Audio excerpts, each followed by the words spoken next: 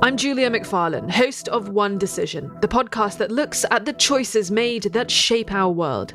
Together with my co-host, the former chief of British intelligence, Sir Richard Dearlove, we unpack the key decisions, past, present and future, that matter to us all. We drop new episodes every Thursday. But today we're bringing you one more decision. Smart analysis of the latest breaking news around the world with Global Situation Room President Brett Bruen, who served as the White House Director of Global Engagement during the Obama administration. Over to you, Brett. Appreciate it, Julia. Toluse Olorunnipa is a Pulitzer Prize-winning journalist who currently works as bureau chief for the Washington Post at the White House. He has to manage all of the massive amounts of information flowing out of and into the White House. We had the chance to sit down recently and talk about that job, but particularly how this administration has been handling foreign policy. And as it heads into a re-election campaign, what the White House is trying to do to reassure allies as well as to convince the American public that he deserves another term. Could you take us for a moment into those cramped quarters below the White House press briefing room? Talk a little bit about how major announcements on foreign policy get handled. I know there often are off-the-record briefings. There may even be individual conversations with national security advisor or other national security officials. What is that like? How do major foreign policy decisions get rolled out? That's a great question. As White House reporters, we kind of have to cover everything, and that can mean one day North Korea is launching a missile. The next day, there's a big agreement with South Korea and Japan. The next day, there's a potential coup in Africa. And so White House reporters are often sort of jolted back and forth between different things happening in different countries. We tend to try to get access to the people who are making decisions within the White House about these various foreign policy briefs, and we get briefings from them. A lot of times when an announcement is about to come forward or when something is happening on the global stage, we get on the phone, we get on Zoom with some of these national security officials, and we get them to tell us what is happening behind the scenes. A lot of times those briefings happen either off the record or on background, and hopefully that system allows some of these foreign policy leaders in our government to speak more freely without worrying about, upsetting or offending their global partners. But we as reporters try to get as much information about how these decisions are being made, what the impact might be on the American people, and how the president is assessing the various things happening on the global stage. And those briefings tend to be very much in the weeds, and sometimes they can be very intricate in terms of the various nuances of foreign policy. But as reporters, we try to press the administration and get them to say what actually is happening behind closed doors and get them to talk about how whatever issue is coming into play fits into their broader foreign policy vision, which the president has spoken about. And sometimes there are conflicts between things happening on the global stage and what the president says his vision is when it comes to things like defending democracy and standing up to dictators and defending human rights. A lot of times, the president or the White House has to balance those broad idealistic visions with things happening on the ground, whether among allies or partners, and figure out how to navigate the thorny world that is foreign policy.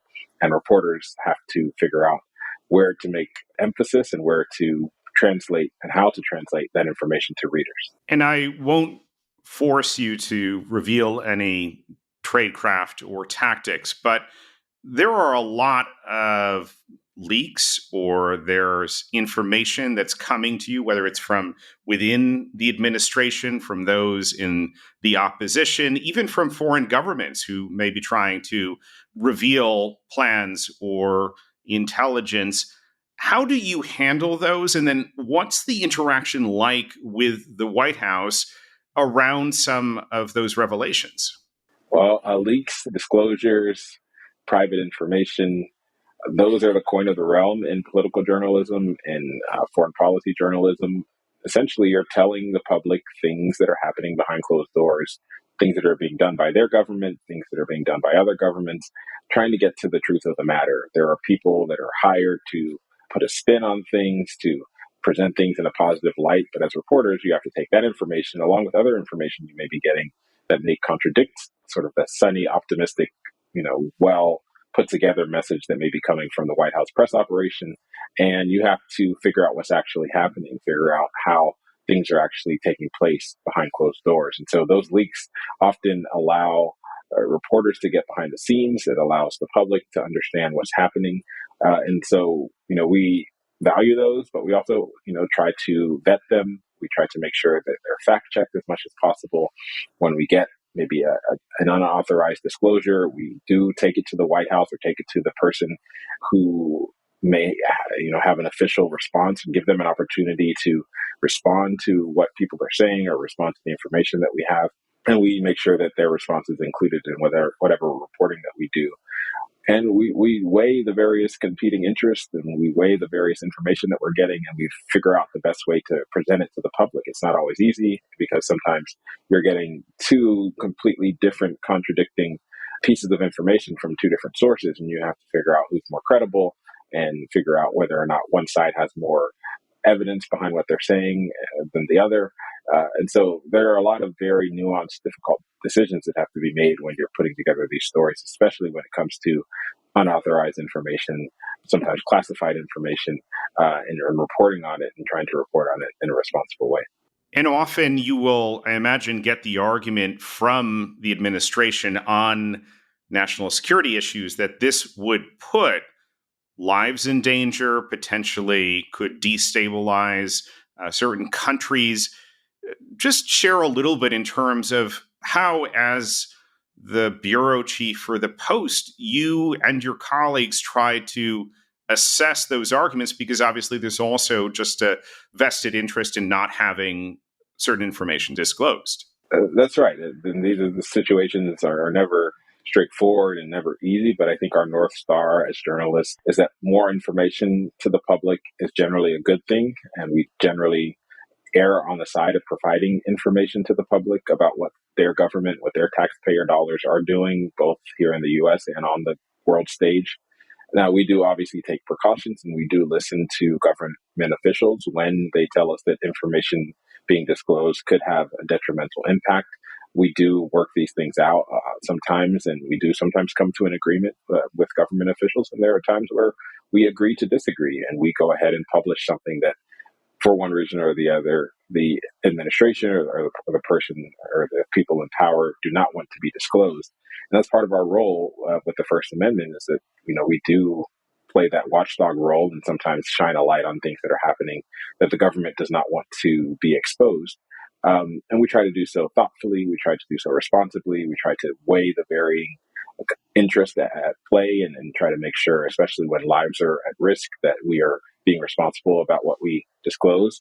But, it's also important that we don't neuter ourselves and become too restricted in, listening to this idea that putting out information is inherently dangerous, because sometimes that information is embarrassing or it's uncomfortable for the government, but it's not necessarily dangerous. And so we have to make sure that we are parsing and really vetting the claims from any government official who says that if you put this out, there's going to be detrimental impact. We have to see whether or not that detrimental impact is only to the government itself or to actual, innocent bystanders. And once we make that determination, that helps us understand how best to put that information out into the public. One issue that seems to have come up again and again with this White House on foreign policy is that the president can, from time to time, riff seemingly on certain issues, whether it's U.S. soldiers going to the defense of Taiwan, which isn't something we necessarily said out loud before, or whether or not he was seeking regime change in Russia when he gave that big speech in Poland. What was it like? Because obviously, and in a book that is just out from one of the reporters over at The Atlantic recently, there are stories about how the White House tried to walk back or maybe put back into the toothpaste container the comments the president had made. What's that like, and how have you experienced those efforts, and have they been successful? Yeah, I'm glad you brought up those instances, because as a reporter, our antennas go off once we hear the president say something that's different from the official foreign policy position of his government. And we saw that a lot during the Trump administration, where President Trump would, do things and say things that were not part of the longstanding position of the U.S. on foreign policy. But we've also seen that under the Biden administration. And in those cases, as reporters, we jump right on those issues and try to get to the heart of what is being alleged, what is being said. And we put more weight in what the president says than, on the record and in public a lot of times than what his officials are saying, because he is the commander in chief. He's the one that sets the policy. And it's incumbent upon the people who work for him to, clarify or to justify or to explain what he's trying to say. But there are a lot of times when the spin after the president says something, it is not very credible. It's essentially not letting the president's words stand on their own, but in trying to interpret them and say what the president really meant was, X, Y, Z, when a lot of times what the president said was quite clear. And, it's difficult for people who work for him to say, he was wrong or he's not announcing, a change in the official position, when a lot of times what he clearly is saying is different from the official position. And so, we try to call those instances out and let the public see that there's a gap between what the president's aides and what his people who represent his government say and what he is saying on these very hot button, thorny, contentious political and foreign policy issues and what the president himself is saying. And we let the public decide. Sometimes we don't have the ability to come down one way or the other than to say there's this big gap.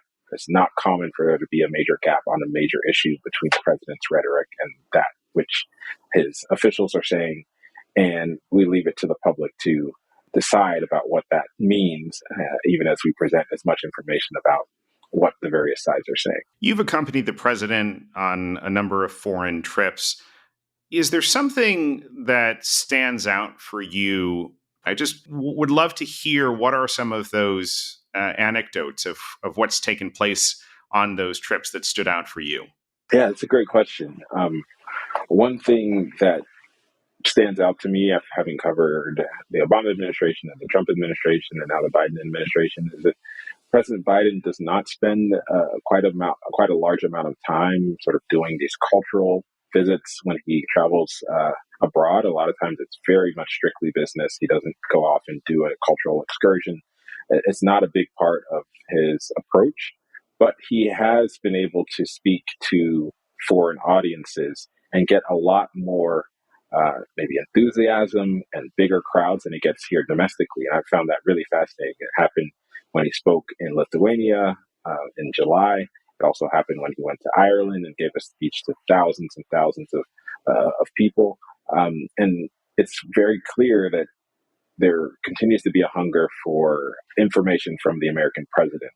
And even as sometimes President Biden domestically struggles to get big crowds and struggles to get that kind of enthusiasm, when he's on foreign soil, he's energized. He's able to sort of speak about his position as commander-in-chief and put forward these American ideals.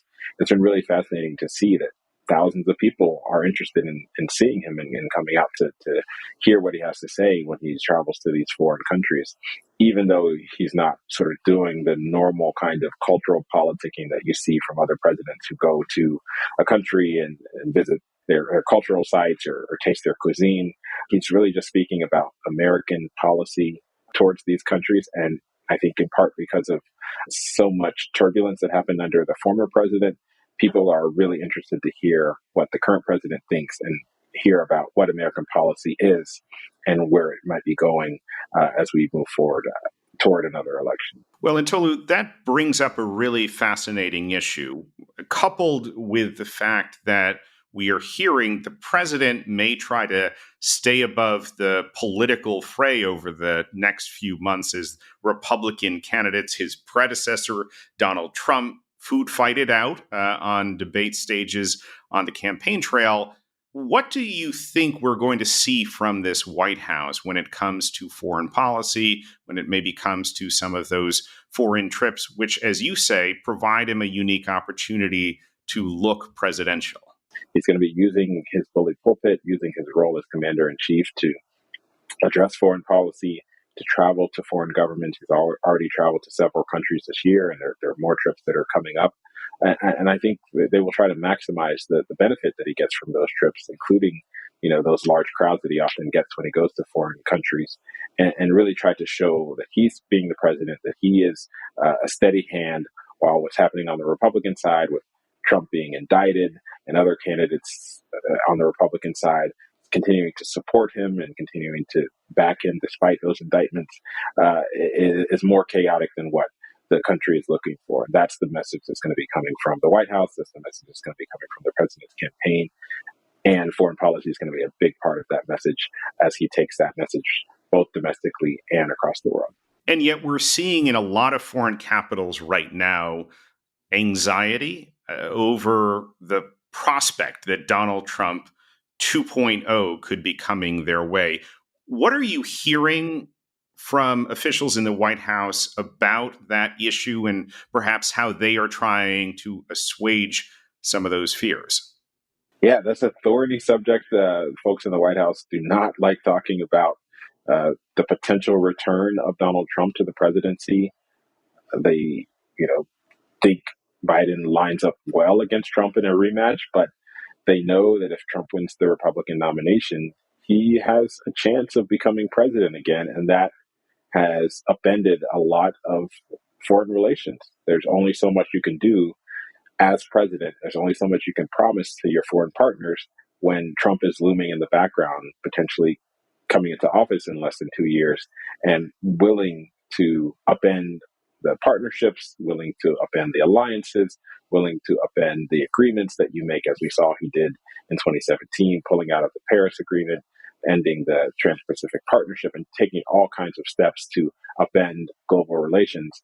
It makes it hard for Biden and for his aides to go to foreign capitals and say, this is our policy, this is what we would like to do, this is how we'd like to partner with you going forward. Because there are a number of foreign diplomats who are skeptical of whether or not any promises made here in 2023 or in the early part of 2024 will last or will stand the test of time, especially if Trump wins the presidency. And so even though White House officials in the Biden administration don't like talking about the prospect of a second Trump term, they have to square with that potential reality and address how it's impacting their current role in the White House, their current foreign policy, because it is having an impact. It is making things difficult for them as they try to notch some of these foreign agreements, as they try to assuage some of the concerns of their foreign partners, as they try to push back against some inertia that could come into play as foreign governments say, we're going to wait and see what happens in November 24 before we make any moves to either sacrifice or agree to what you're asking us to do, or partner with you in any kind of significant way that could lead us to having regrets if Trump comes into office and we've already put ourselves out on a limb. So there is a bit of a wait and see approach by several of these foreign governments, and that has made it difficult for President Biden to pursue some of his foreign policy goals. Tolu, great having you on the podcast. We'll look forward to having you back as the election proceeds and obviously the world continues to turn on its axis. For sure. Thank you so much for having me. It's been great. That's it for this week's episode of One Decision. We drop new episodes every Thursday. Like and subscribe so you never miss an episode. Drop us a line. Tell us your thoughts. What decisions have impacted you and where you live? You can write to us. Our email is onedecision@onedecisionpodcast.com. From me and the team, thank you for listening and see you next time.